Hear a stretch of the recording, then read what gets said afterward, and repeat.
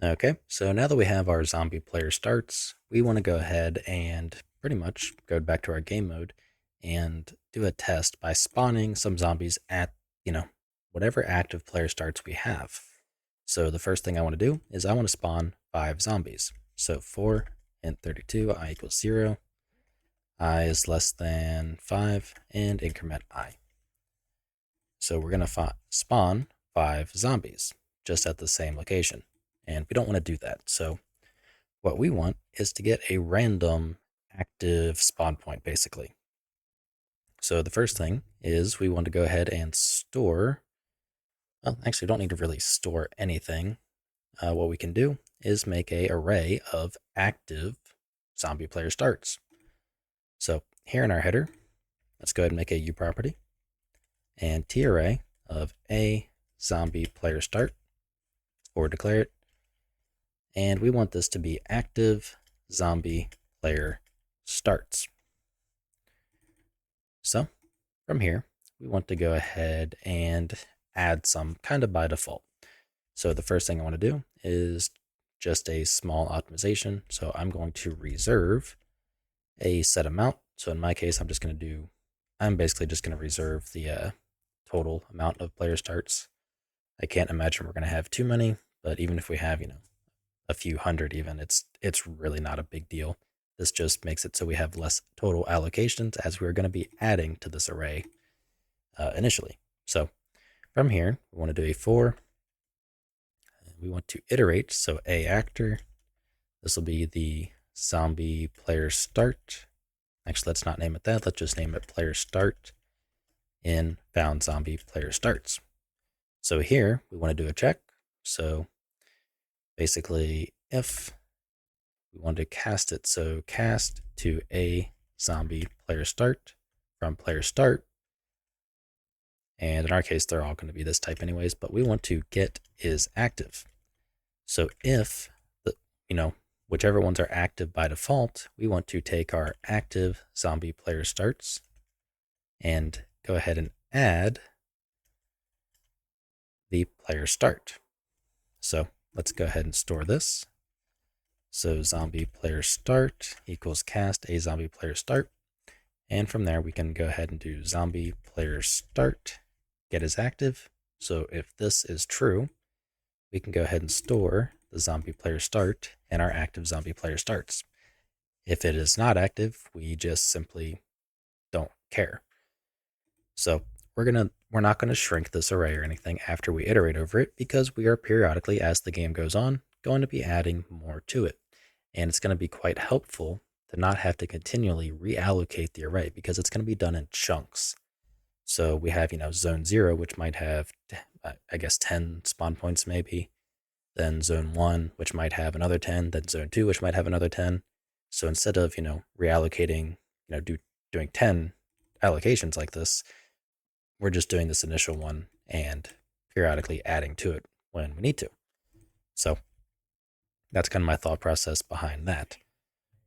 From there, inside of start round, let's go ahead and get a random player start. So it's going to be actually easier to make a function for this. So a zombie player start, get random zombie player start. And this can actually be a constant. Where'd my mouse go? There it is. Inside of here, we simply return from the active zombie player starts. We want to get a random index between 0 and the total length of this array. So fmath rand range between 0 and active zombie player starts .num -1. So between 0 and the length of this array, basically. So I'm going to move this up below apply damage. And simply, let's do zombie player start equals get random zombie player start. So now we can change this f vector for zombie player start, get actor location, and the rotator being zombie player start, get actor rotation.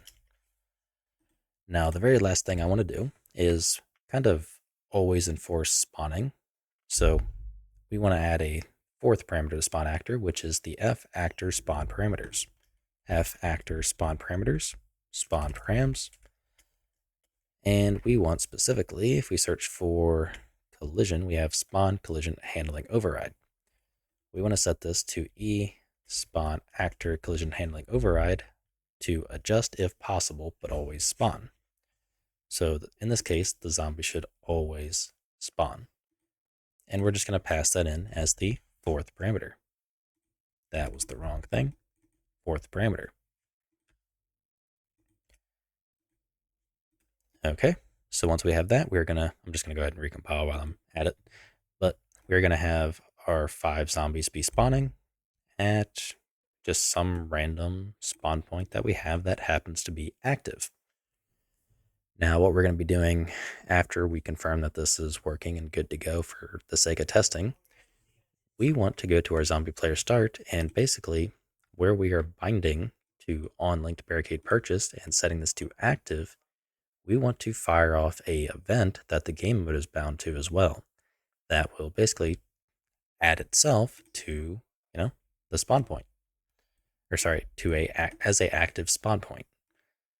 So here's our active spawn point by default, and this one should be inactive. So they should only spawn at one of these 3.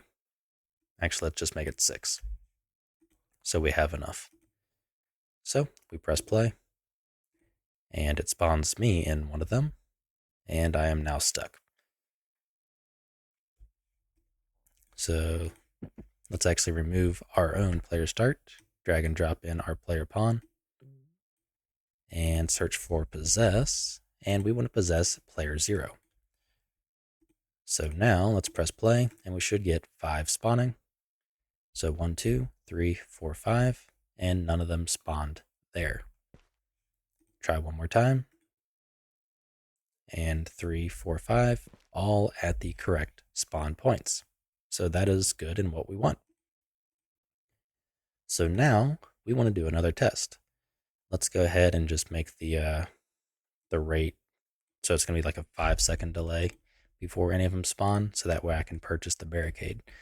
But we need a way so when we purchase this barricade, any of the spawn points that are linked to it, such as this one here, are going to be then added to the active array. So inside of the zombie player start, we want another delegate. So declare, in our case, I'm not going to worry about doing a multicast or anything, so we're just going to do declare delegate 1 param, because in my opinion, this is probably only going to be used in the game mode. So let's call it f on spawn point active, or let's do f on zombie player start active. And it's going to take in a zombie player start, like so. And we need to actually forward declare it because we are defining it above our class here. Or sorry, yeah, declaring this above our class here. So we just need on zombie player start active. And in our on linked barricade purchased, we want to go ahead and execute it. So in our case, execute if bound and pass in this. So now we can go to our zombies game mode like so. And basically we're going to fetch this, basically where we are casting it, and making it just a separate variable like so. Because if the zombie player start is valid, we want to check if it is active first, and we can add it by default. But if it is not active, then we want to bind to the zombie player start on zombie player start active. So here we want to go ahead and, bind uObject, this being the object, and the function being a zombies game mode. Let's do zombie player, or on zombie player start active. So we need to make this function here. So let's do void on zombie player start active, a zombie player start, and we can very easily just go ahead and take our active zombie player starts in place, zombie player start. So let's recompile and relaunch. So when we buy a barricade that, this zombie player start is linked to, we go ahead and broadcast this delegate. The game mode is bound to said delegate, so when it fires off, we go ahead and just add it to our active zombie player starts array. And that's all that's happening. So we're keeping it pretty simple. And basically now, I guess technically we could also unbind from it as well after it has fired off, but I don't think there's really going to be any performance cost, but I could be wrong.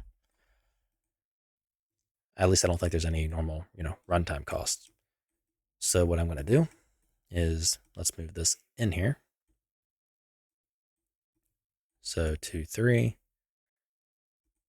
and we'll just give it 6 spawn points as well. Okay, so we press play, and by default, after 5 seconds, there should be 5 zombies here, just like before. So 3, 4, 5. And if I buy the barricade before they spawn, we should have some, spawned in here and some spawned in here. So let's see. And we do. So we have 1, 2, 3, 4, and 5. Try it one more time. So 1, 2, 4, and 5. And this really should not matter. Actually, I don't know if we'll have enough time on the client. Do I have any network emulation? Yeah, I do. So just to make sure I have enough time to spawn and run to the door, I spawned on the wrong side. But we have 1, 2, 3, 4, and 5. And there's the, player pawn. Okay, so we know that everything seems to be working here in regards to the zombie spawn points. And quite frankly, that is good, because there's really not anything else to actually do with them. There's really not. I would ideally like to replace this little controller icon with maybe a zombie at some point, so we have, a nice way to distinguish that, hey, this is a zombie spawn point. However, they're all going to be positioned, out here, so it really doesn't matter. So I'm just going to leave it at that. But we at least have our zombie spawn points working. So we can continue to test and do whatever else we need. But yeah, that's going to wrap up this video. If you like what I'm doing and you want to help support me, you can find a link to my Patreon in the description below, where you can also get early access to this entire series.